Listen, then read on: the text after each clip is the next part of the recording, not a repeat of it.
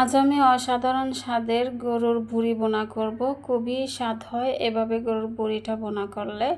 Hello everyone, কেমন আছেন সবাই? আশা করি ভালো আছেন। আপনাদের দয়ায় আমিও ভালো আছি আলহামদুলিল্লাহ। তো চুলায় একটা কড়াই বসিয়ে দিয়েছি, দিয়ে আমি পরিমাণ মতো তেল দিয়ে দিয়েছি। দিয়ে তেলের মধ্যে আমি দিয়ে দিয়েছি 2টা শুকনো মরিচ মাঝখান থেকে কেটে দিয়ে দিয়েছি। দিয়ে একটু তেলটা গরম হয়ে এলে আমি দিয়ে দিয়েছি ওই পেঁয়াজ কুচিটা দিয়ে একটু নেড়ে ছেড়ে নিয়ে আমি এখন দিয়ে দেব এখানে দারচিনি, এলাচ, লবঙ্গ দিয়ে আমি আর 2-3টা তেজপাতা দিয়ে দিয়েছি মাঝখান থেকে ছিঁড়ে। দিয়ে এখন পেঁয়াজটাকে আমি ভালো করে ভেজে নেব।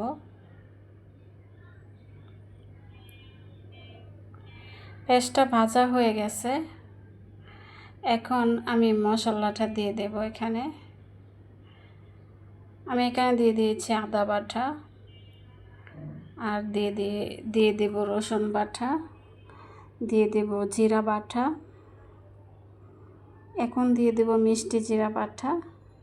এই মিষ্টি জিরার কারণে মানে গরুর বট বা বুড়ি বোনাটা ডাবল স্বাদ হবে, খুব টেস্ট হয় মিষ্টি জিরা বাটাটা দিলে।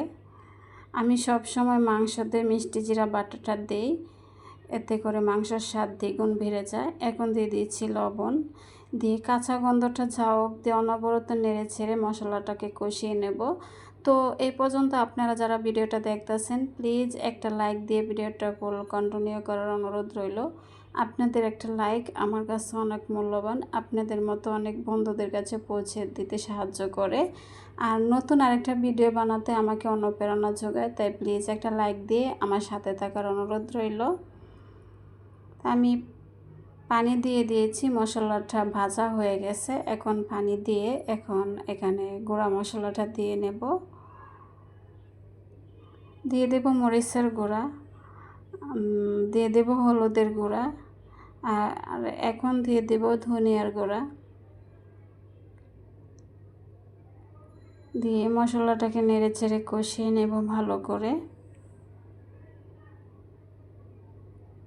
মশলাটাকে মিশিয়ে নিয়ে এখন ঢাকনা দিয়ে ঢেকে মশলাটাকে কষিয়ে নেব 2-3 মিনিট। 2-3 মিনিট পর আমি ঢাকনাটা উঠিয়ে নিয়েছি। দেখুন মশলাটা খুব সুন্দর কষানো হয়ে গেছে, তেলটা বেশি উঠেছে উপরে, খুব সুন্দর কষানো হয়েছে। এখন এখানে আমি বুড়িটা কেটে ধুয়ে পরিষ্কার করে রেখেছি, ওটা দিয়ে দিয়েছি। আমি সুন্দর করে কেটে ধুয়ে আমি ভাপ দিয়ে সিদ্ধ করে ভালো করে পরিষ্কার করে আমি বুড়িটাকে এখানে দিয়ে দিয়েছি। দেখুন, দিয়ে এখন মশলার সাথে মিশিয়ে নেব। আর এই বুড়ি বোনাটা আসলে অনেক স্বাদ হয় খেতে।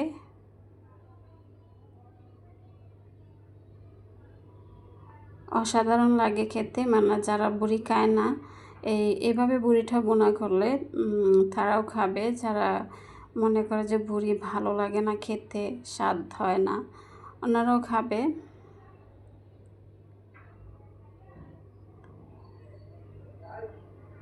আমি মশলার সাথে ভালো করে মিশিয়ে নিয়েছি, আর এখানে পানি দেব না, পানি ছাড়াই রান্না করব। যে পানিটা উঠবে সেটা দিয়ে রান্না করব। আমি ঢাকনা দিয়ে ঢেকে দিয়েছি।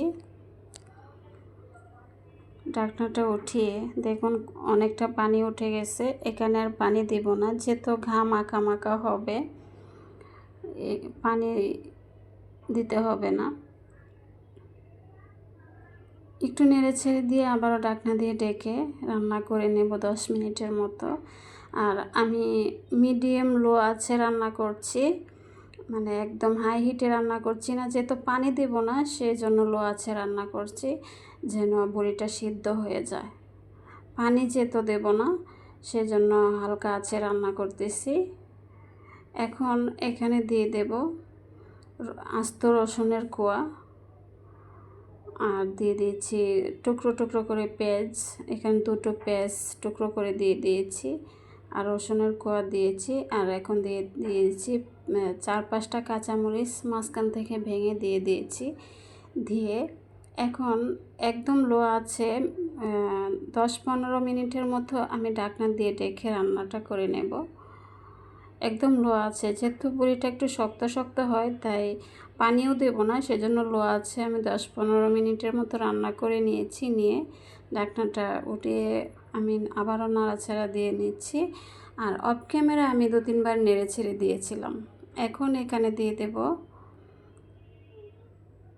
গরম মশলা। এটা আমার হাতে বানানো শাহি গরম মশলা, এটা অনেক ফ্লেভারফুল, এটা দিলে অনেক ফ্লেভার হয় মাংস রান্না।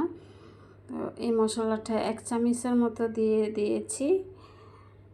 এতে স্ট্রং ফ্লেভার, এক চামচের বেশি দেওয়া যাবে না, 1 চামচই দিয়েছি এখানে। দিয়ে নেড়ে ছেড়ে হালকা আছে আবারও 10 মিনিটের মতো রান্নাটা করে নেব।